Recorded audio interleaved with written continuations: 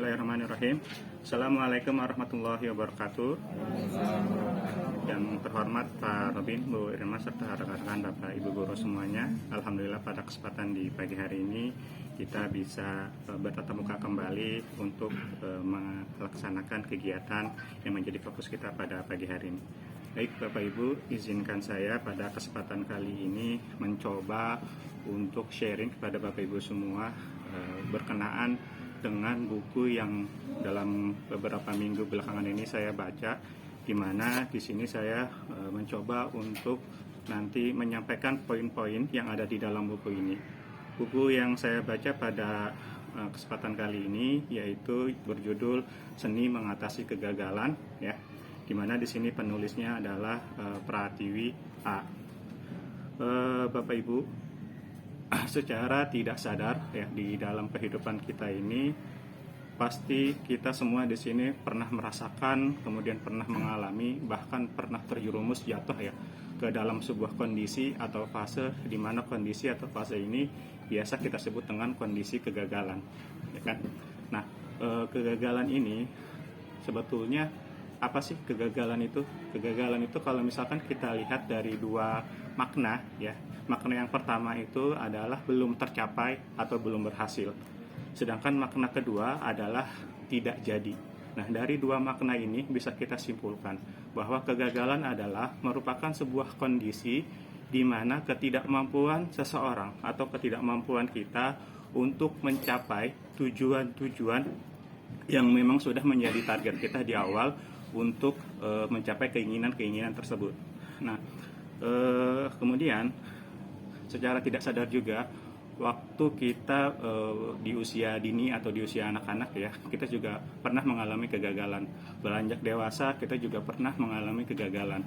Sampai di usia yang sudah mungkin tidak cukup muda lagi, kita juga merasa takut ya, dihantui rasa jikalau kegagalan-kegagalan yang nanti itu bisa datang ke dalam kehidupan kita masing-masing.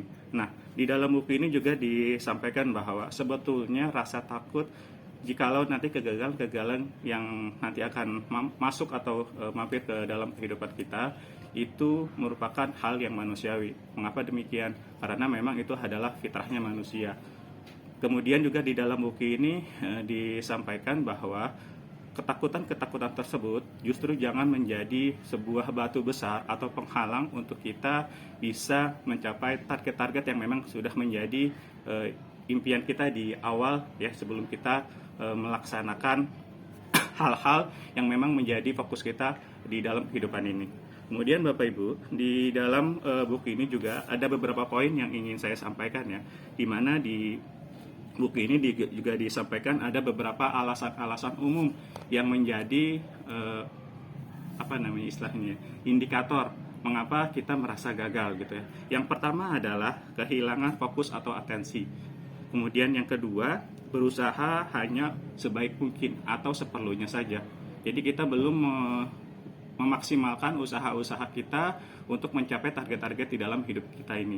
Kemudian yang ketiga alasannya yaitu terlalu pandai untuk membuat alasan. Biasanya kan orang kalau dicap gagal itu kan selalu berusaha untuk mencari alasan-alasan untuk menutupi kegagalan-kegagalan yang kita alami. Kemudian alasan yang keempat adalah gagal berarti tidak mau mencoba lagi. Nah, jangan sampai kalaupun memang kita sudah merasa kita gagal dalam hidup ini ya, untuk mencapai satu tujuan yang memang sudah menjadi target kita, itu jangan menjadi penghalang untuk kita untuk mencoba lagi. Cari plan B-nya, cari jalan yang berbeda gitu ya, supaya kita bisa mencapai target atau impian yang kita sudah tetapkan di awal.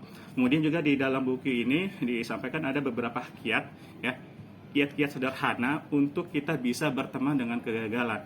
Apa saja? Yang pertama di sini disampaikan, akui kalau kita memang gagal, ya sudah kita gagal. Tinggal bagaimana kita berbenah terhadap ya, berusaha untuk mencari jalan lain untuk bisa menghindari kegagalan yang memang sudah kita alami pada saat itu. Kemudian kiat yang kedua adalah siapkan cara untuk memperbaiki kesalahan-kesalahan kita yang sebelumnya. Jangan sampai kita masuk ke lubang yang sama ya. Berkaca dari pengalaman yang sebelumnya, karena memang kegagalan itu juga bisa merupakan sebuah masa lalu ya, yang bisa menjadi pengalaman atau guru buat kita juga.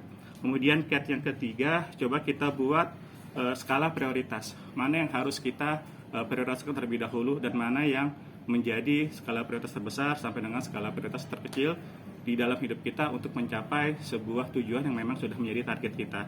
Dan yang terakhir, kiat yang terakhir ini yang ada di dalam buku ini adalah hidup itu terlalu singkat untuk dijalani dengan penuh penyesalan. Ya, jadi jangan sampai kegagalan yang menimpa diri kita itu menjadi momok yang menakutkan, supaya kita tidak bisa atau merasa menyesal seumur hidup. Nah, di dalam buku ini juga disampaikan bahwa kegagalan itu bisa dijadikan teman baik untuk kita. Ya. Nah, maksud teman baik di sini apa? Dijadikan teman untuk bisa memacu atau membakar adrenalin rasa optimis kita untuk kita bisa bangkit kembali dari kegagalan masa lalu yang memang belum tercapai ya target atau keinginan-keinginan kita di awal. Nah, mungkin ini saja Bapak Ibu yang bisa saya sampaikan. Semoga dari buku review ini kita bisa mengatasi kegagalan yang memang menjadi ketakutan kita sebelum kita melakukan atau berkarya gitu ya terhadap apa yang memang menjadi fokus kita, target kita di dalam kehidupan kita ini. Itu saja, terima kasih. Assalamualaikum warahmatullahi wabarakatuh.